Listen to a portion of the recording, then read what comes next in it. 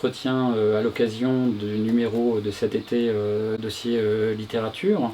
On revient sur la question de tout ce que bouleverse l'Internet pour les écrivains et pour la littérature, mais pour la revue Esprit, François Bon, c'est pas une découverte. Déjà en 1992, la revue te consacrait un article sous la plume de Bruno Bernardi, voilà, philosophe de Marseille, spécialiste de Rousseau.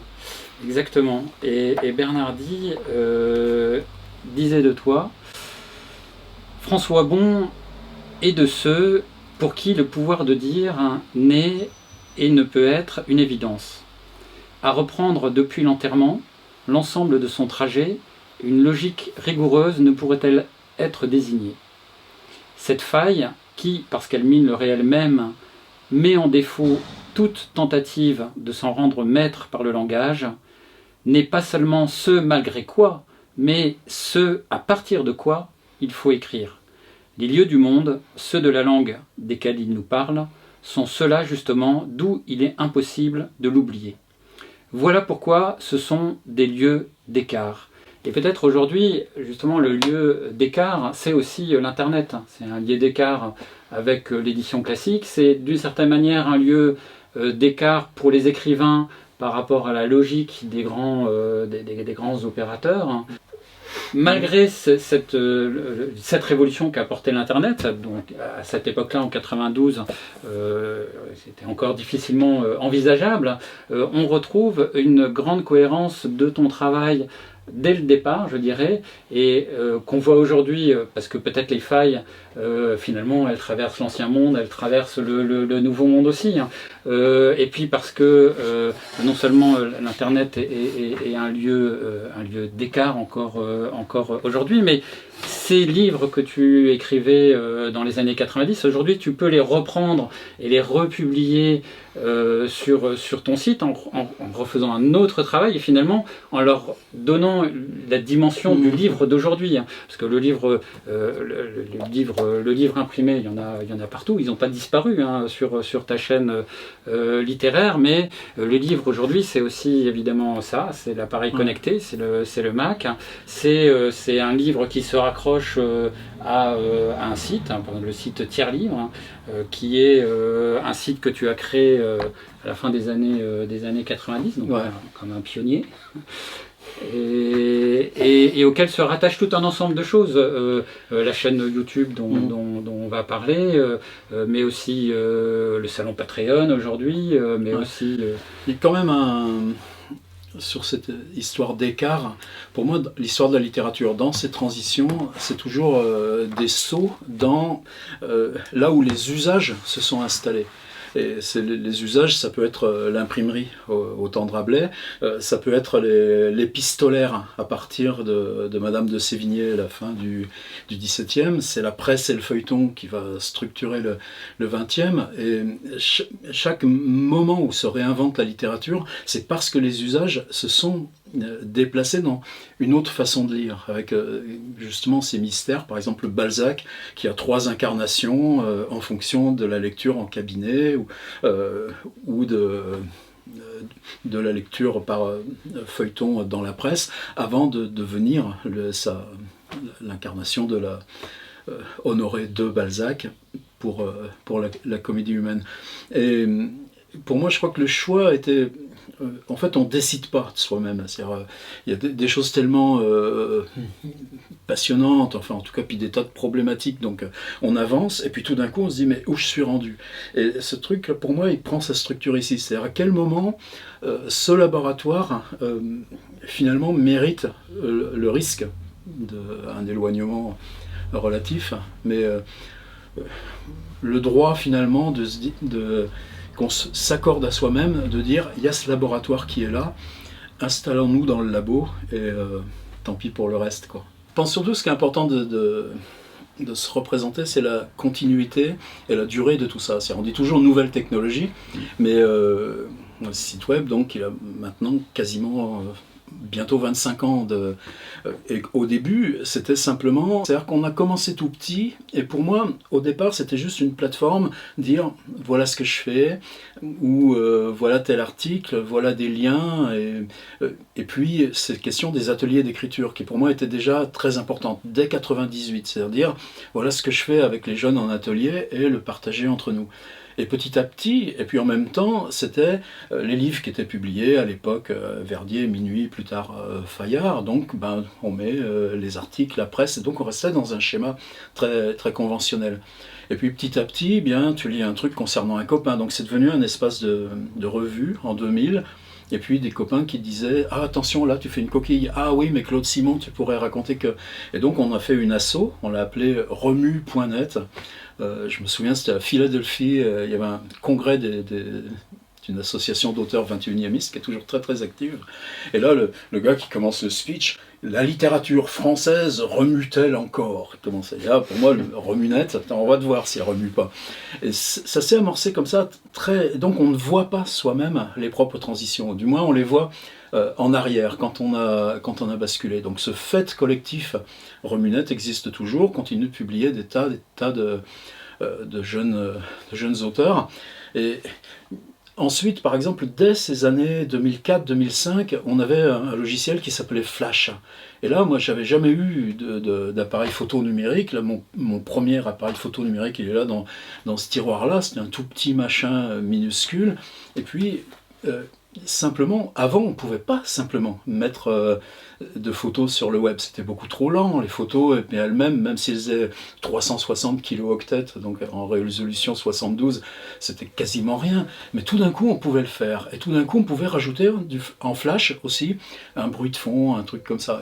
Et moi, effectivement, c'est vers 2008-2009 que j'ai commencé. Là, maintenant, ces dossiers, ces fichiers flash, là, j'ai dû tous les jeter parce que le logiciel ne marche plus, ce qui est aussi d'autres problématiques, la conservation, etc. Mais je me souviens que là-haut, là où il y a une grande fenêtre, sur la table de repassage, j'avais posé espèce d'espace de Georges Perec, et en même temps que je parlais d'espèce d'espace, j'avais mis la page ça, c'était ma première entrée en vidéo, donc c'était vraiment rien du tout. Et c'est juste ça pour moi qui est important à penser, c'est-à-dire que le web augmente sa possibilité, par exemple, de mettre des vidéos de bonne résolution. Il y a encore 5-6 ans, c'était pas possible. C'est-à-dire qu'on utilise simplement des espaces qui nous sont offerts, et en disant ces espaces-là, littérairement, on retrouve là où on est déjà. C'est-à-dire qu'on n'invente pas forcément, mais les discussions qu'on a avec des copains, le fait de lire Rabelais en bibliothèque, tout d'un coup, tiens, et ça, maintenant, je peux le lancer dans cette espèce... c'est pas, autrefois on disait le web, ça s'adresse au monde entier. Bien sûr, c'est pas vrai. Mais c'est le paradoxe des meules de foin, c'est-à-dire quelqu'un qui cherche une toute petite aiguille dans l'immense meule. Je voyais tout à l'heure un truc sur Henri Michaud en 2010, eh bien ce truc d'Henri Michaud en 2010, il va ressortir et être accessible. Et YouTube, pour moi, c'est ce qui rend cette expérience hyper intéressante, c'est que d'une part, on a affaire, comme Amazon, avec Google et Facebook, avec des gros mastodontes géants et qui n'ont rien à fiche, évidemment, de la littérature, des contenus qu'ils propulsent, mais qui sont pour YouTube à la fois un réseau social, c'est-à-dire l'algorithme qui dit « Ah, vous avez regardé ça, vous pouvez aller regarder ça ». Et là, on est dans la politique, on est dans comment on s'y prend pour intervenir quand même sur l'algorithme de YouTube. Est-ce que ça vaut le coup, entre nous, dire est-ce qu'on mouille les mains dans le cambouis ou pas? C'est-à-dire la politique de comment marche ou fonctionne un algorithme qui va décider de vous envoyer sur des choses que je considère comme de la daube, ou faire en sorte que ces vidéos qui nous importent puissent quand même être comment on les repère, comment on installe des liens, comment on installe des sous-titres, etc. etc. Pour moi, d'un point de vue politique de la littérature, ça vaut le coup. C'est là où on va retrouver cette circulation entre la forme ouverte et puis la forme stabilisée, imprimée. C'est-à-dire qu'on peut ne pas partir... Nous, on a une culture qui nous fait peut-être partir de l'imprimé et finalement aller explorer le territoire du numérique, on peut faire le chemin inverse. Ce qui me frappe. Ouais, et pour nos étudiants, par exemple, moi, les 6 ans que j'ai passés, c'était à Cergy, donc à 40 minutes de RER. Là, ce qu'il y avait de parfaitement génial, c'est que dans le RER, même s'ils sont avec un copain, donc avec juste un écouteur, il y a du podcast. Donc on peut leur prescrire du Deleuze. Parce que Deleuze, par exemple, où commence le travail? C'est que écouter les podcasts, écouter les transcriptions audio de Deleuze, eh bien, ils le font. Alors, là même où prescrire un livre devient terriblement difficile. C'est pas un renoncement, au contraire, c'est comment et sous quelle forme le livre peut vous rejoindre. Là, je vois un truc d'un jeune slammer belge, la fabrique à cercueil, Jérémy Tolomé. Ces trucs-là, ça vaut 2 balles. Ils l'impriment. Ils sont une quinzaine de slammers à faire ce genre de plaquettes. Et les plaquettes, ils les diffusent eux-mêmes sur le web, dans les lectures, etc. C'est-à-dire, au contraire, je pense que maintenant, c'est les usages numériques qui reconduisent à l'imprimé, et pas le contraire. Par contre, on avait des champs théoriques qui s'ouvraient, c'est-à-dire l'improvisation de Deleuze sur tel point du cinéma, ou même, je ne sais même pas si c'est pas justement son texte sur l'improvisation. Comment il est dans sa version écrite, comment il était dans sa préversion du cours oral. Et là, tout d'un coup, on peut se retrouver à travailler sur des choses extrêmement fines aussi. Et ça, ce qu'on travaille aussi en atelier d'écriture. C'est-à-dire en atelier d'écriture, là, je prépare une séance sur Anachronisme de Christophe Tarkos, qui était justement un improvisateur, c'est-à-dire quelqu'un qui se présentait en performance, qui demandait au public de lui donner un mot. Le public dit pneu, au public dit ballon, et lui, il part sur une improvisation. En ralentissant sa langue, il produit du texte, l'argent.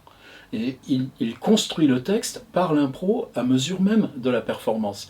Et ça, moi, c'est une rencontre qui m'a énormément troublé, mais Christophe est mort en 2004, à 42 ans.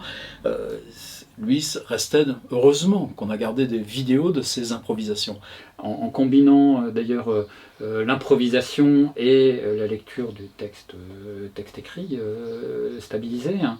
Il y a dans les séries que tu as sur ta chaîne YouTube, il y en a une qu'en ce moment tu as réouverte avec Jean Barbin.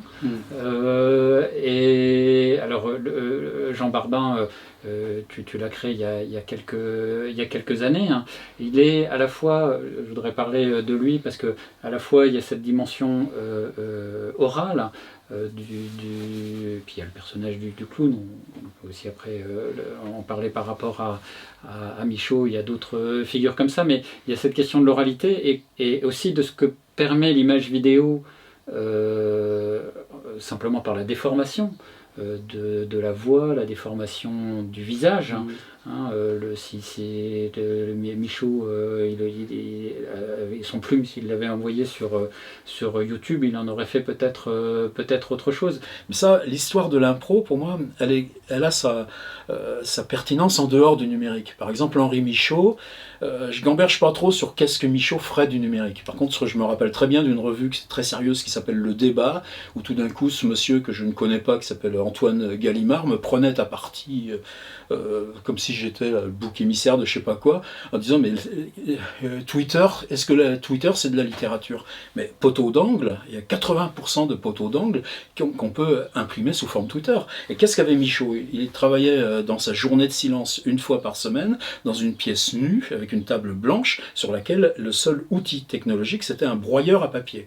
Donc le fait de détruire le manuscrit à mesure qu'on fait une nouvelle version, ça aussi, on est dans une part de l'improvisation, ou de casser la trace derrière soi. Et ça, pour moi, le broyeur à papier de Michaud, Chateaubriand faisait autant, etc. C'est pas des nouveautés en tant que telles, mais, enfin, lui, c'était pas un broyeur mécanique, mais de supprimer les traces de brouillon, c'était comme ça. Donc pour moi, ce truc Barbin, je m'en souviens très bien. C'était à Montpellier, on avait travaillé 3 jours justement sur ces questions de réalité virtuelle pour un projet qui était mal barré, avec France Télé, tout ça. Et tout le monde s'en va, puis moi je devais partir le lendemain matin. J'étais seul dans une espèce d'Airbnb. Et là, dans cette espèce d'appartement noir, plein centre, vide, après 3 jours de boulot qui m'avaient pas... Je ressortais avec de l'amertume, je mets mon machin avec la lampe torche là, et je commence à faire un truc sur la peur dans un appartement vide. Et ce personnage est né comme ça. Bonjour, c'est Jean Barbin. Notre problème à nous, les morts, c'est qu'on se souvient peu de sa vie. Comme ceux de la vie arrivent pas à se penser en mort, nous qui sommes morts, revenir dans le souvenir de la vie, c'est fugace, c'est fragile. On le prend dans les mains, ça fuit dans les mains. On l'a par le rêve. L'avantage de nous morts, c'est qu'on rêve plus. On ferait quoi d'autre dans la mort qu'entendre nos rêves? Mais dans nos rêves, le rêve qu'on dit rêve de la vie d'avant, il est perdu dans les autres. Là aussi, tu essayes de l'attraper, un petit lambeau, l'étirer, le garder. Alors tu as plein de vie qui tourne. Laquelle était ta vie? Quand tu vis, tu sais que tu auras une mort et toi dans la mort. Mais quand tu es mort, c'est différent. Tu sais qu'il y a eu une vie. Mais qu'est-ce qui te dit que ce n'est pas toutes les vies de beaucoup qui sont là condensées dans toi mort? Parce qu'on n'est pas tant que ça, nous, les morts. Peut-être qu'un nombre dénombrable, limité de morts contient le nombre indénombrable de tous les vivants qui sont morts. On le voit bien, quand de mort à mort, on se parle, on s'appelle. Quand de mort à mort, on se rêve. Toutes nos vies. À l'intérieur, j'ai eu une vie d'enfermement. J'étais vivant. C'est un rêve de vie. Dans ce rêve de vie, j'étais dans une pièce, une porte, un couloir, une fenêtre, une rue, d'autres cases en ciment, une ville, du silence, des bruits étouffés qui viennent. Il n'y a pas de meubles, je suis assis là par terre. Qu'est-ce que je fais là, dans cette vie, enfermée? Et c'était pas une vie effrayante, pas du tout. J'ai eu une vie d'errance. Je marche, c'est sur des chemins, c'est sur le bord de route, c'est dans des rues qui se croisent. J'ai un baluchon sur le dos. De temps en temps, je m'arrête, je m'assois, j'écoute. De temps en temps, je tends les mains, on me donne à manger. Des fois, le soir, je trouve un abri. C'était ma vie d'errance. Ma vie d'errance dans mon rêve de mort qui rêve de vie. Il y a une chose pas qui me terrifie, mais qui m'impressionne énormément dans ces usages YouTube. Par exemple, en 2005, j'avais fait un blog tous les jours. À cette époque-là, le web était suffisamment, j'allais dire, petit, pour que, bon, je sais pas, j'avais 300-400 vues par jour, un truc comme ça, mais c'était pas rien, mais disons ça débordait pas la petite sphère de ceux qui pratiquaient le numérique. Et donc j'avais appelé ça Tumulte, et je m'étais contraint de faire un texte par jour pendant un an, de mai 2005 à mai 2006, et ensuite on l'a publié, ouais, c'était mon dernier bouquin chez Fayard, avec Olivier Bétourné. Et dans ces histoires-là, évidemment, moi, le but, c'était, si j'écris tous les jours, comment ça peut me rapprocher du fantastique? Et comment, si j'écris tous les jours, ça m'oblige à travailler sur le séquentiel, et justement, dans cette fascination où je suis pour Michaud, auteur fantastique, et on en fait un poète. Mais non, Michaud, c'est simplement quelqu'un qui fait de ses livres la marche génétique vers le texte fictionnel, donc les bassins de mots, etc., etc. Et maintenant, si je prends un texte de Tumulte et que je me mets là, et que j'essaye de raconter l'histoire en lisant, pour moi, c'est froid sur YouTube. C'est-à-dire, il y a cette question de l'incarnation, cette question du temps. C'est-à-dire, si c'est simplement lire un texte, on est en deçà de la possibilité que nous ouvre, par exemple, éditer une vidéo et la publier, c'est encore déjà une médiation.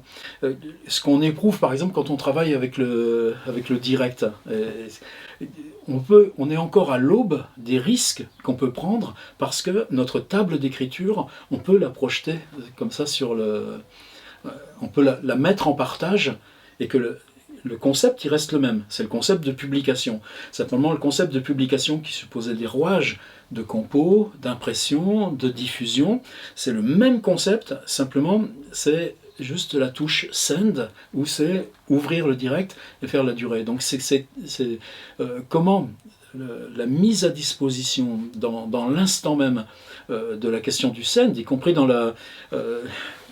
on parlait littérature fantastique.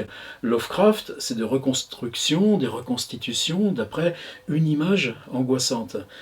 Si on embarque sa petite caméra et puis qu'on part à faire du vlog dans un tunnel de métro, tout d'un coup, on peut retrouver un langage fictionnel, là encore, et avec ces éléments de langage qui laisse de côté ou pas la question du livre devient secondaire. C'est que la fonction du raconteur d'histoire réémerge.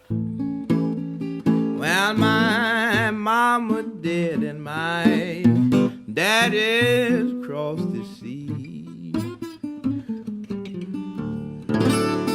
Well, my mama dead and my daddy's crossed the sea. Means I ain't got nobody to love and care for me.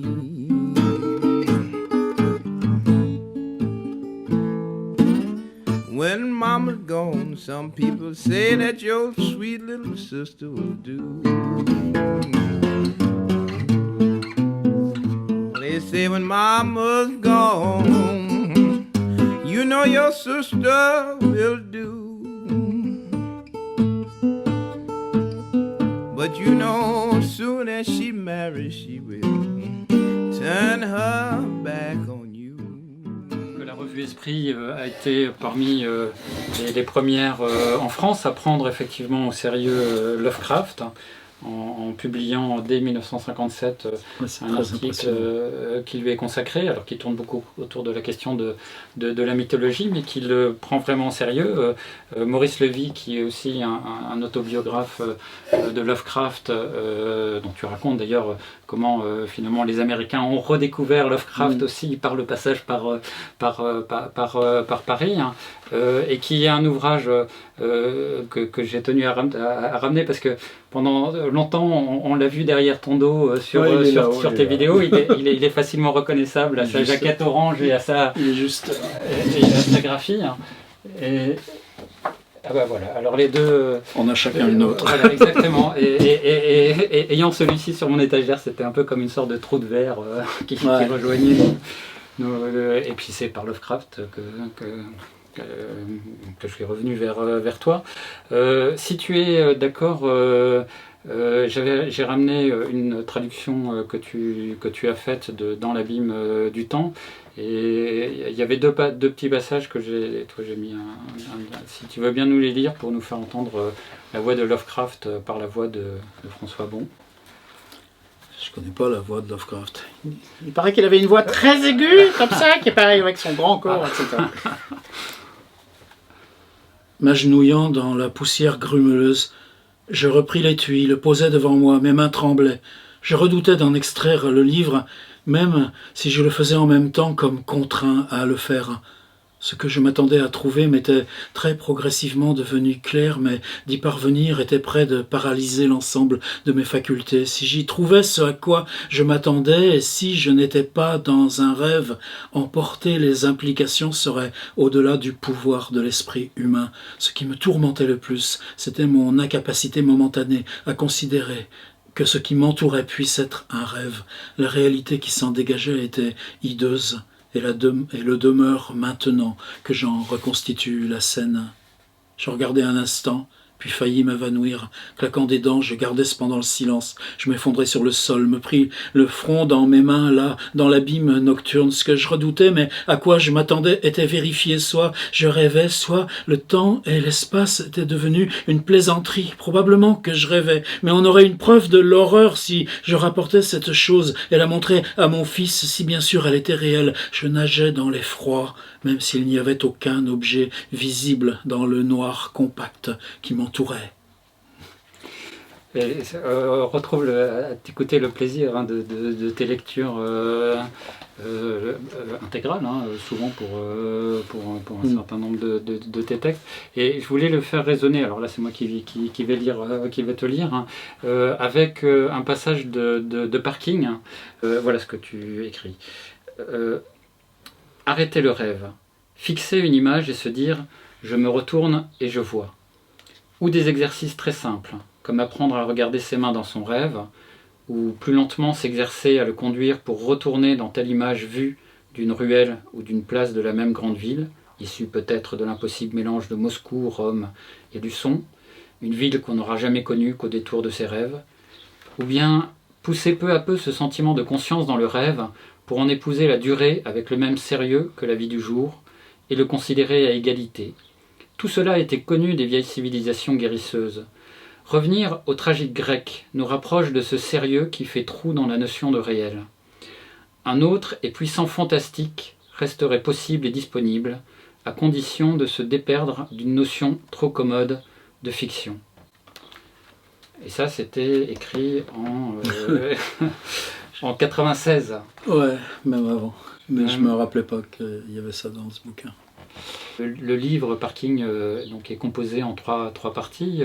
Une qui est donc pour le film, une autre qui explique ce que tu nous dis, c'est-à-dire la manière dont tu as créé à partir d'une réalité que tu as recomposée, voilà, une fiction.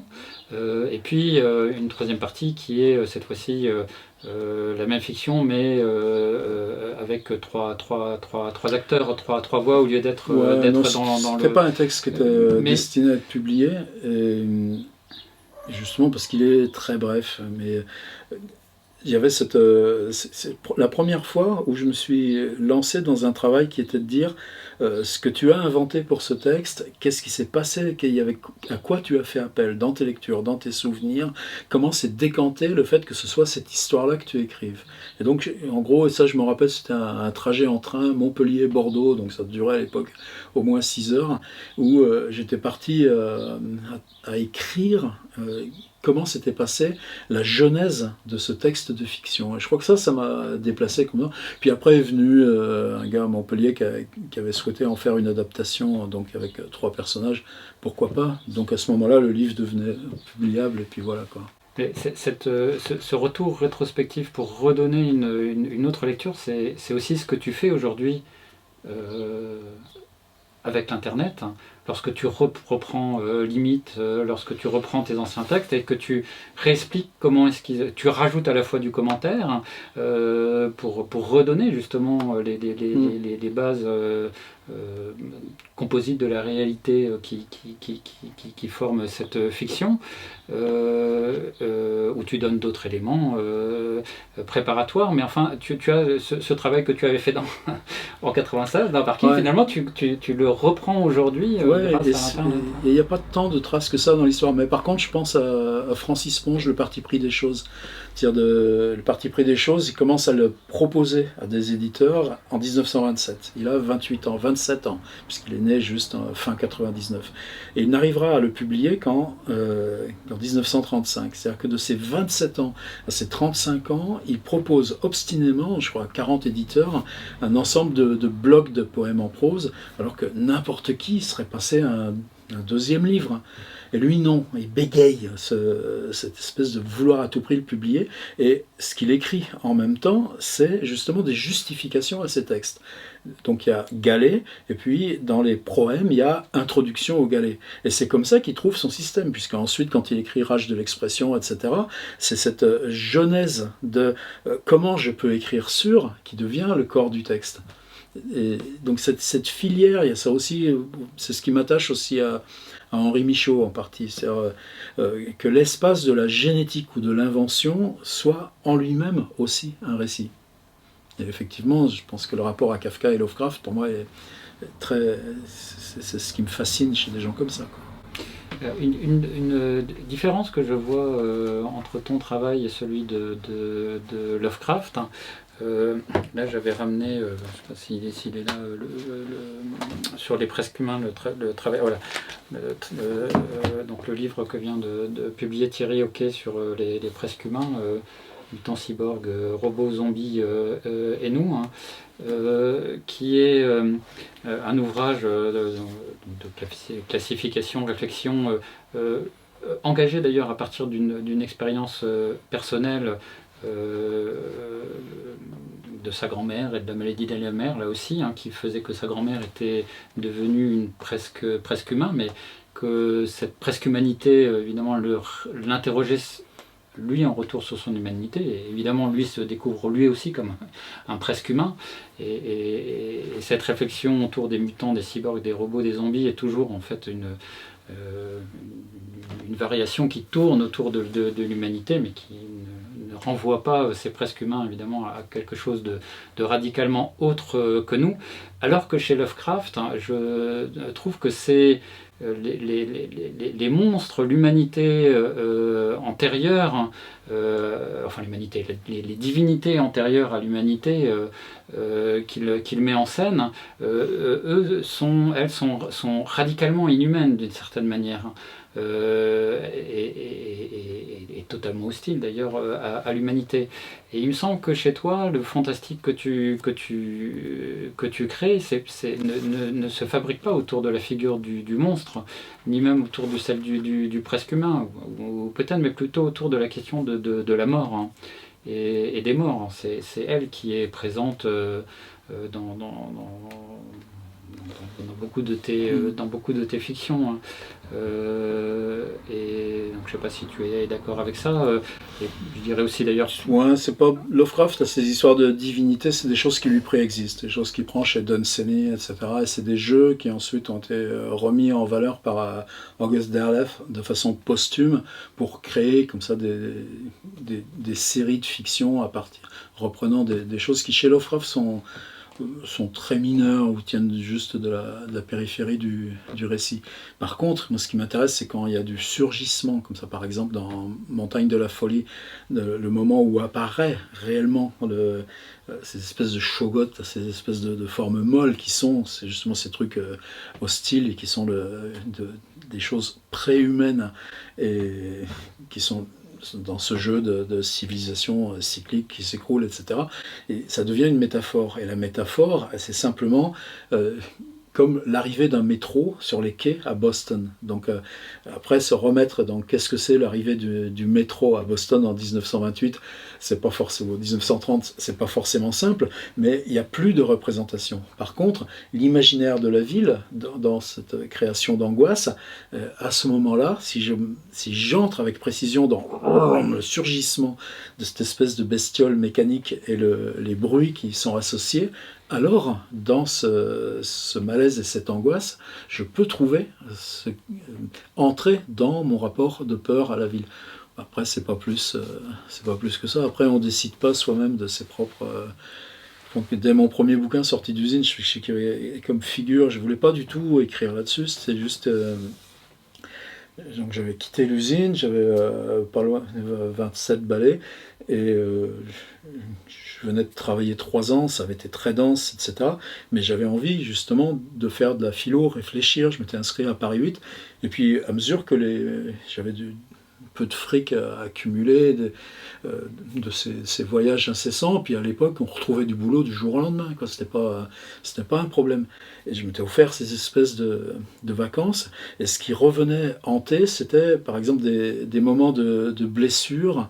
Une image d'un type que j'avais vu qui avait passé la main dans un tour, c'était plus ou moins nu ici, il se tenait les mains comme ça, et 2 autres types l'emmenaient à toute allure vers l'infirmerie. Et c'était des images que j'avais totalement censurées dans le vécu de l'usine. Une autre fois aussi, où la seule fois de ma vie où j'étais violent sur quelqu'un, j'étais en Inde, c'était une espèce de gros commutateur là, de 440 volts par 30 degrés, transpirant, etc.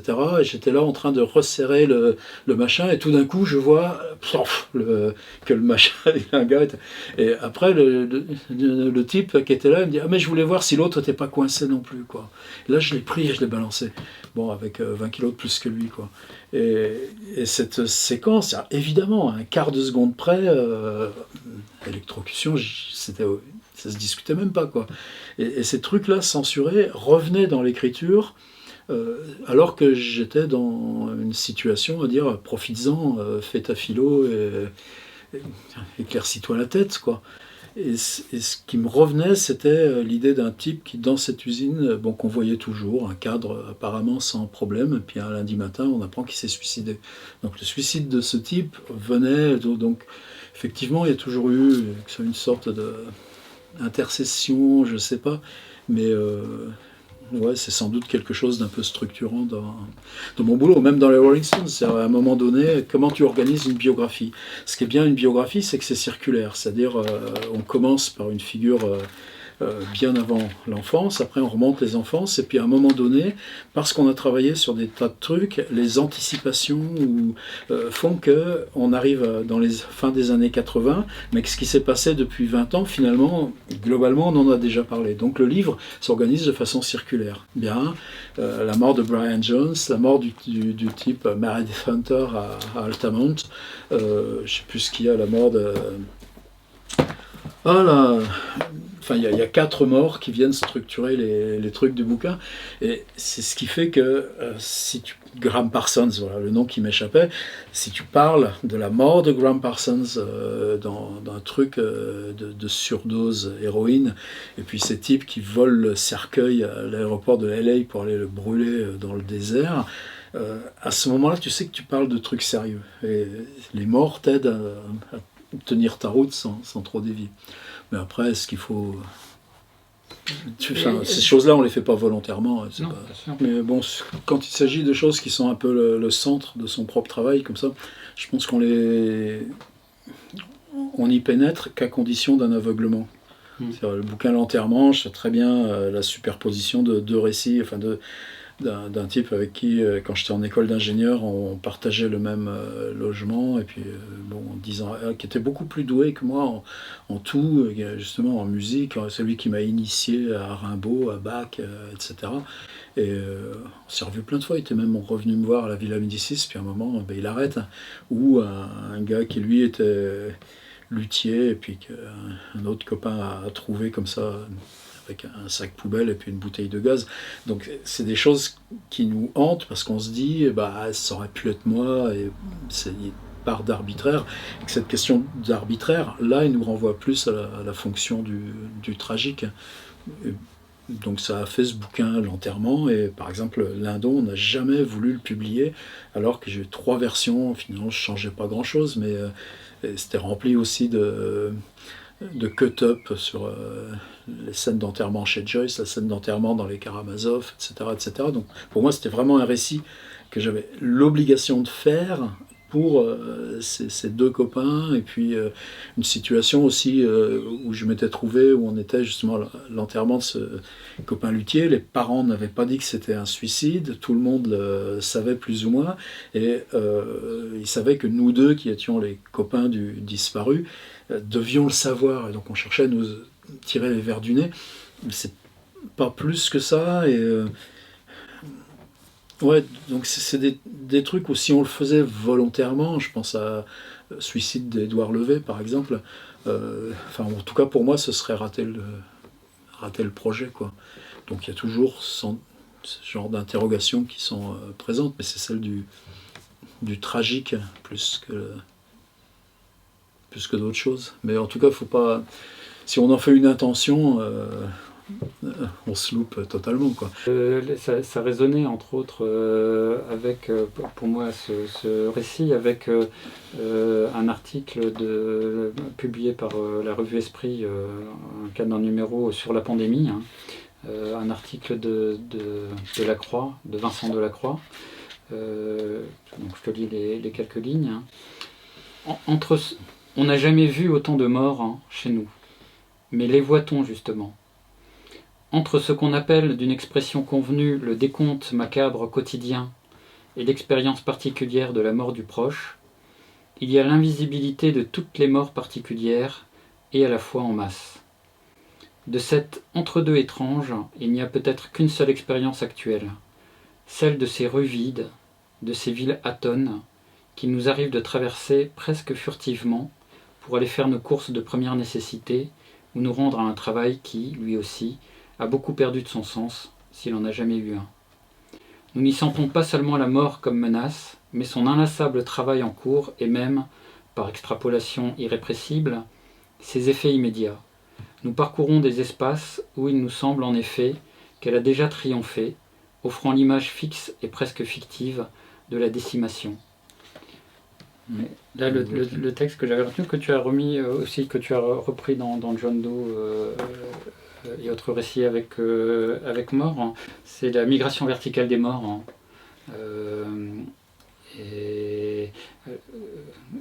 Est-ce que tu es là, du coup, c'est un texte assez court, tu serais d'accord pour le lire, hein?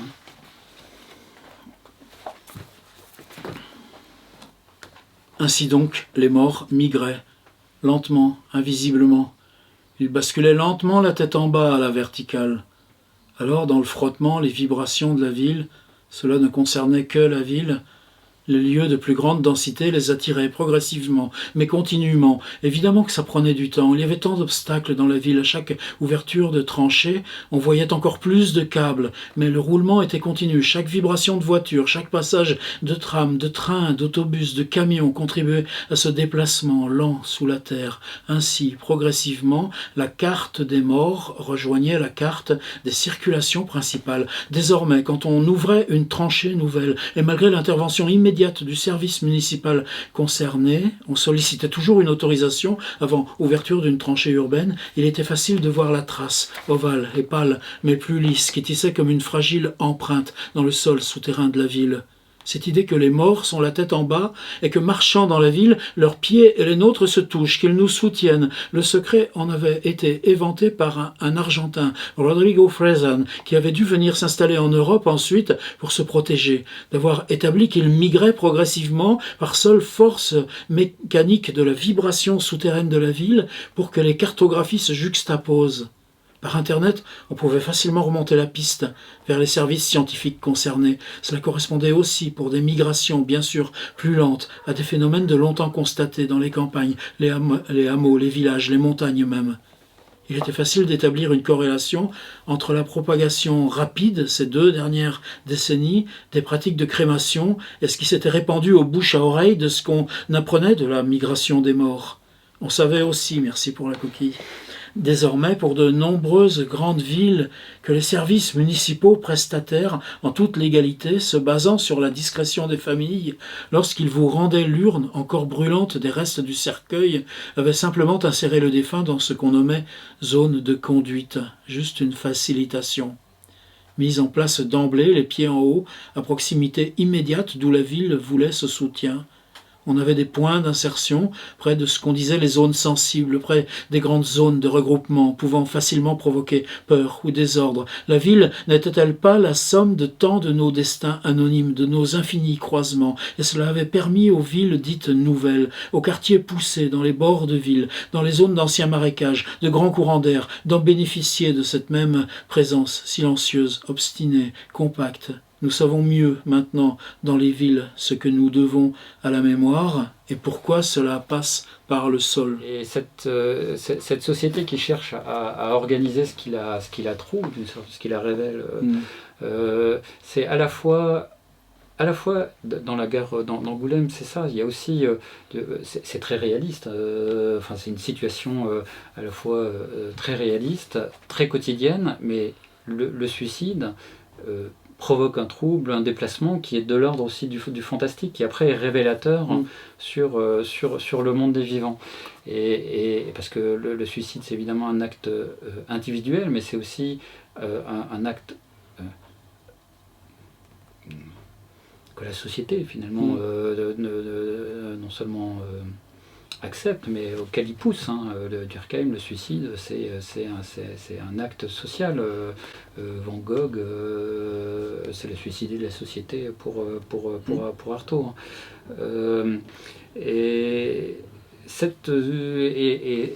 Et voilà, ce serait tellement... peut-être que la société aimerait tellement pouvoir que ces accros dans la circulation des choses puissent être lissés, pour ne plus avoir cette heure de retard entre les trains,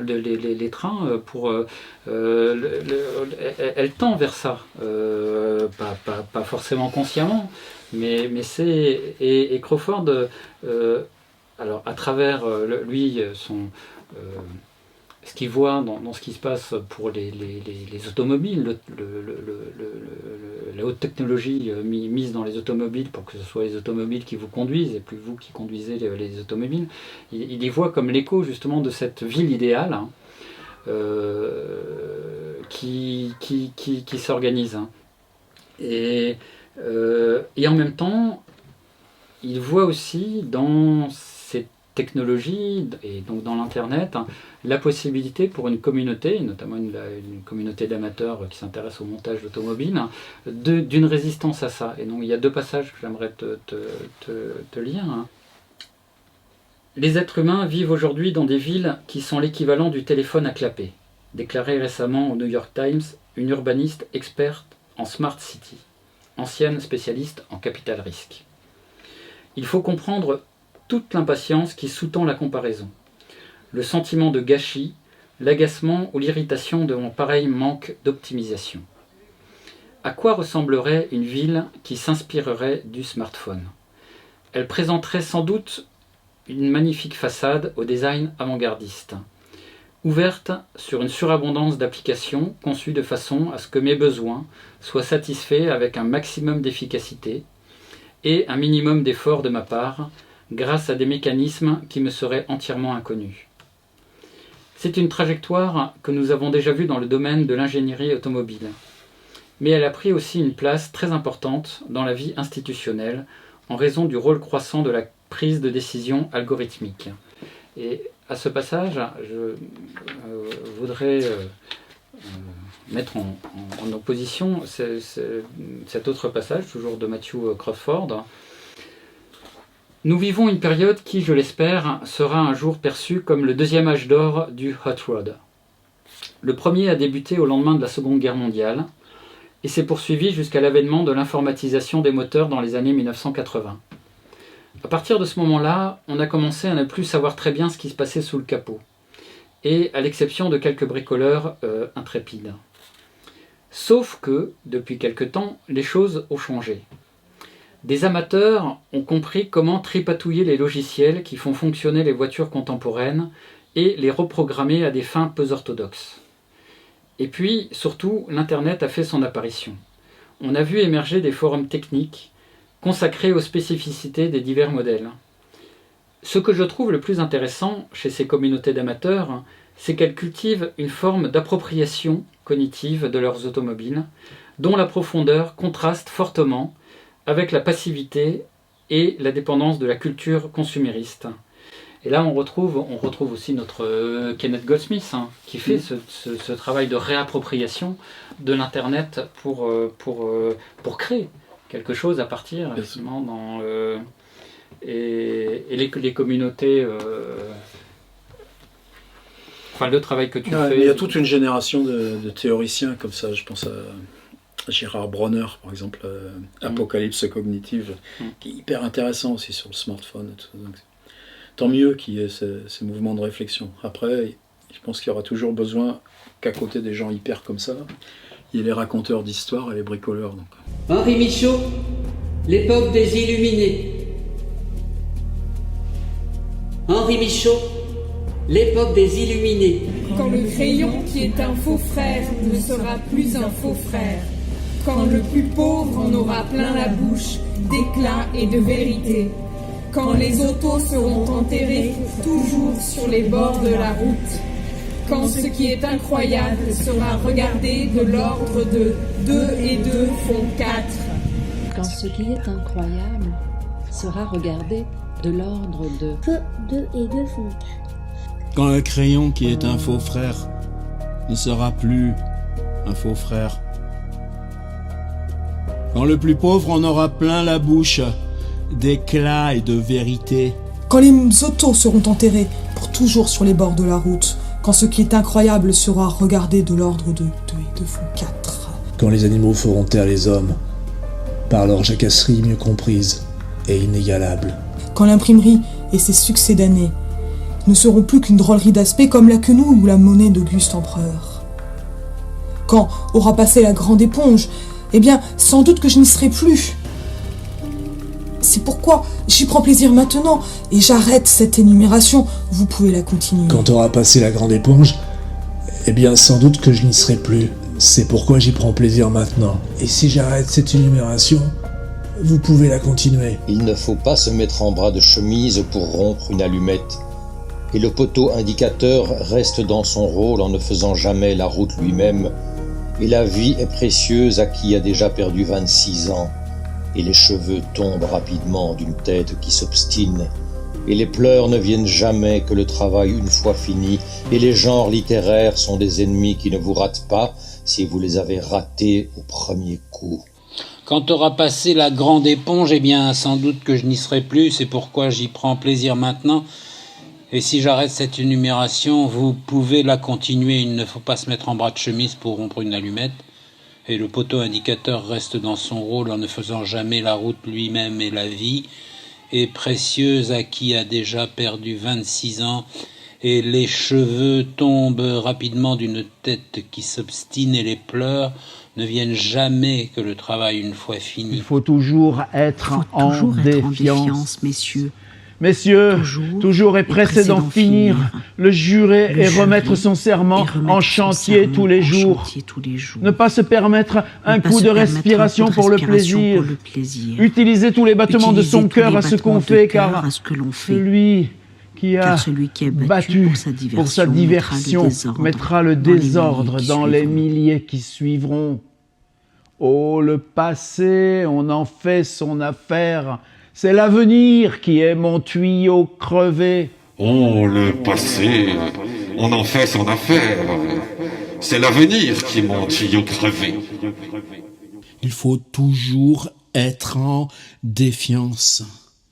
Messieurs, toujours et pressé d'en finir, le jurer et remettre son serment en chantier tous les jours, ne pas se permettre un coup de respiration pour le plaisir, utiliser tous les battements de son cœur à ce qu'on fait, car celui qui a battu pour sa diversion mettra le désordre dans les milliers qui suivront.